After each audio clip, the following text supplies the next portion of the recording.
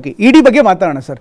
ಇಡಿ ವಿಚಾರದಲ್ಲಿ ಇವತ್ತು ಬಹುದೊಡ್ಡವಾಗಿ ಚರ್ಚೆ ಆಗ್ತಾ ಇರುವಂಥ ಸಹಜವಾಗಿ ಅಲ್ಲಿ ಅಕ್ರಮ ಆಗಿದೆ, ಹಗರಣ ಆಗಿದೆ ಅಂತ ಸ್ವತಃ ಮುಖ್ಯಮಂತ್ರಿಗಳೇ ಒಪ್ಕೊಂಡಿದ್ದಾರೆ. ಬಟ್ ಮುಖ್ಯಮಂತ್ರಿಗಳು ಇದೇ ಸಂದರ್ಭದಲ್ಲಿ ಹೇಳ್ತಾ ಇರುವಂಥ ಮಾತು ಅದಕ್ಕೂ ನನಗೂ ಸಂಬಂಧ ಇಲ್ಲ, ಅಧಿಕಾರಿಗಳು ಮಿಸ್ಲೀಡ್ ಮಾಡಿರುವಂಥದ್ದು ಅಂತ. ನೀವು ಒಂದು ಕಡೆ ಮುಖ್ಯಮಂತ್ರಿಗಳ ರಾಜೀನಾಮೆ ಕೇಳ್ತಾ ಇದ್ದೀರಿ. ಮಹರ್ಷಿ ವಾಲ್ಮೀಕಿ ಅಭಿವೃದ್ಧಿ ನಿಗಮ ಪ್ರಕರಣದಲ್ಲಿ ಇಟ್ಸ್ ನಾಟ್ ಅಬೌಟ್ ಮೂಡ.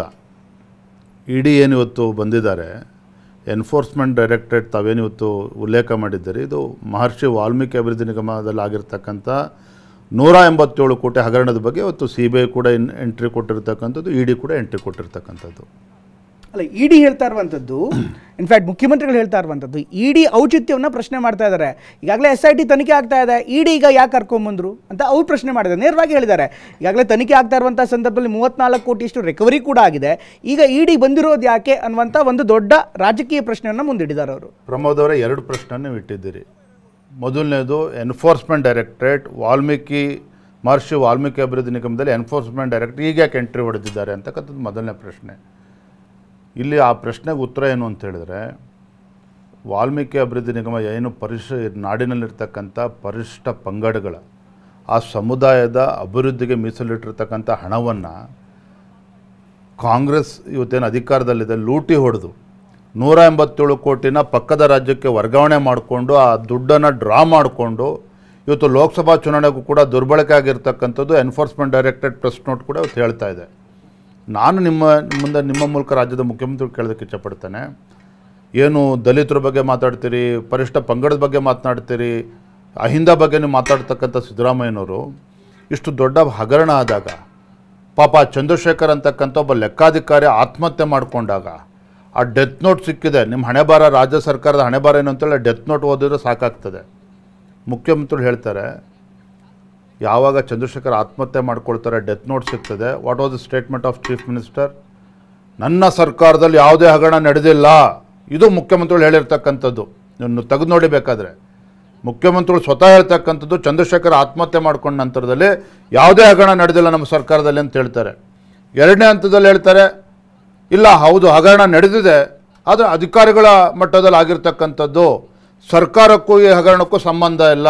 ಮಾನ್ಯ ಮುಖ್ಯಮಂತ್ರಿಗಳೇ, ಅಧಿಕಾರಿಗಳು ಸರ್ಕಾರದ ಭಾಗ ಅಲ್ವಾ? ಹಾಗಾದರೆ ಅಧಿಕಾರಿಗಳು ಇವತ್ತು ಅಧಿಕಾರ ಮಾತ್ರ ತಪ್ಪಿತಸ್ಥರು ಅಂತೇಳಿ ಇನ್ನೆಷ್ಟು ಜನ ಆತ್ಮಹತ್ಯೆ ಮಾಡ್ಕೋಬೇಕಾಗಾದ್ರೆ?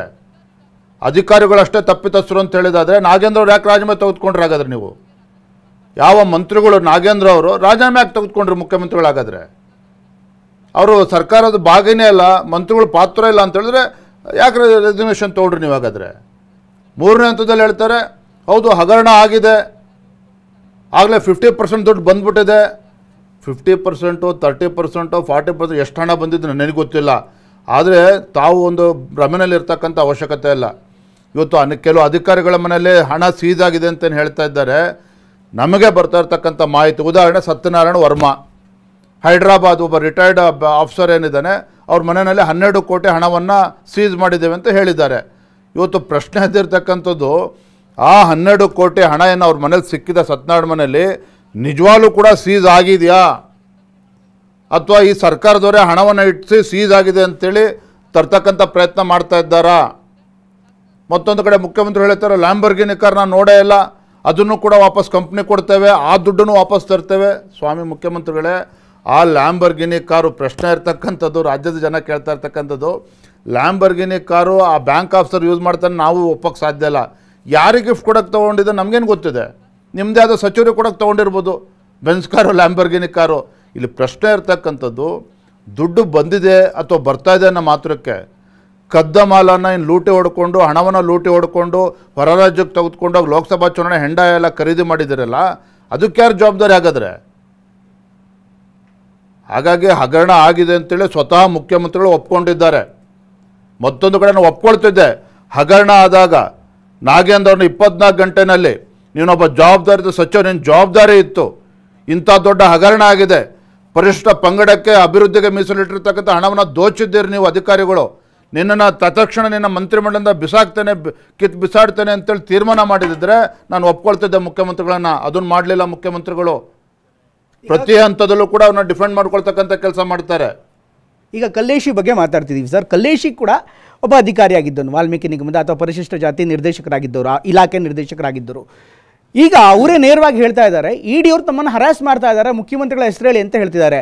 ಈಗ ಅವರು ವಾದವನ್ನು ಸುಳ್ಳು ಅಂತ ನೀವು ಹೇಗೆ ಹೇಳ್ತೀರಿ? See, what is the sanctity of a person, what is the sanctity of the statement of a person who himself is involved in this corruption? ಯಾರೊಬ್ಬ ಕಲ್ಲೇಶನೋ ಸೋಮಪ್ಪನೋ ಯಾವನೊಬ್ಬ ಸ್ಟೇಟ್ಮೆಂಟ್ ಕೊಡ್ತಾನೆ ಅಂದರೆ ಅವನೇ ಅಪರಾಧಿ ಸ್ಥಾನದಲ್ಲಿದ್ದಾನೆ.